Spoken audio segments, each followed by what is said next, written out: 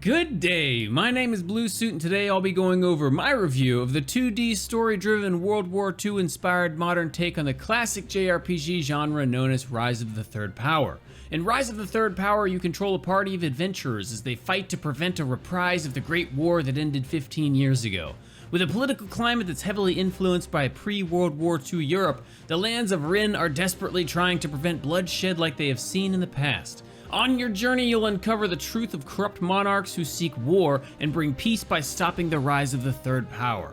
The story here is one of the game's brightest spots, and even though the writing can be a little bit hit or miss sometimes, the overall arc definitely had me hooked through its campaign, which given how many side quests there are will likely take you anywhere from 20 to 30 hours to see the credits. The first playable characters that you're introduced to are Rowan, the drunken swashbuckler, and Karina, the straight-laced resistance fighter, as they break in and kidnap the Princess of Carinthia on her wedding day. However, over the course of the game, it becomes clear that there really isn't a main character in Rise of the Third Power. Instead, the story is told from the perspectives of multiple different playable characters, and you're often controlling different members of the party at different times.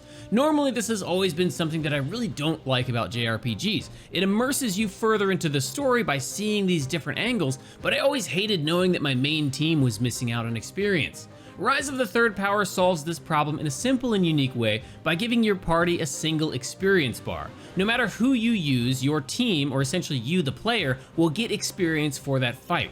Once you level up though, you gain talent points that your party has to share, and you can use those to evenly spread them across your team, or dump them all into a single character if you so choose.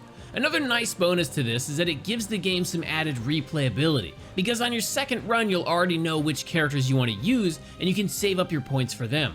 Equipment is also quite different here and works through crafting, though it's very straightforward. You find materials to improve your gear, then that increases your stats. You won't find new weapons or armor out in the world very much, and you don't have a huge backpack full of weapons at the end of the game. What impressed me the most with the gear system though are the relics and accessories that give you all sorts of passive bonuses like increased damage under certain conditions or stat bonuses. These accessories even had their own experience bar, and once you level them up by wearing them, their bonus will evolve into even stronger versions.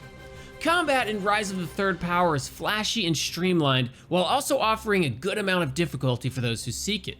Unusual for a JRPG, here you can change the difficulty at any point in the game. The higher difficulties really only seem to buff enemy stats and not really change any AI or movesets, but what I really liked was the story mode difficulty that basically lets you just skip fights whenever you please. This was nice because there are some areas where combat becomes very repetitive due to the limited amount of RNG and enemy types. It feels like areas only have at most a few different enemies in them, and once you've beaten them a couple times, you know exactly what to do and what your strategies are, so there really isn't any more thought that you have to put into them.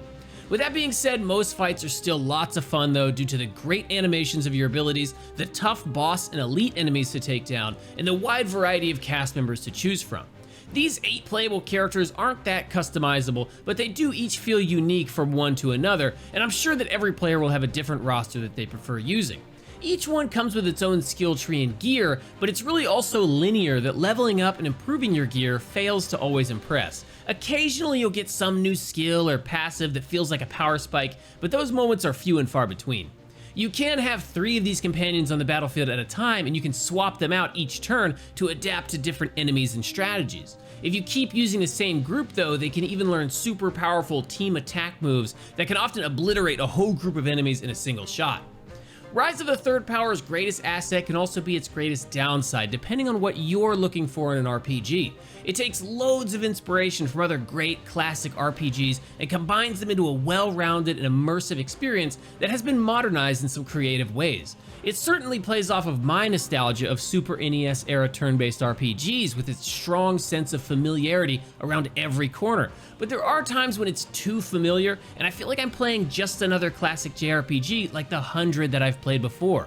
This familiarity is not a bad thing, but it does prevent me from recommending that everyone rush out and buy it right away. It's a solid experience overall, but not once did it really knock my socks off, nor did it often step outside of what we've already come to expect from the genre.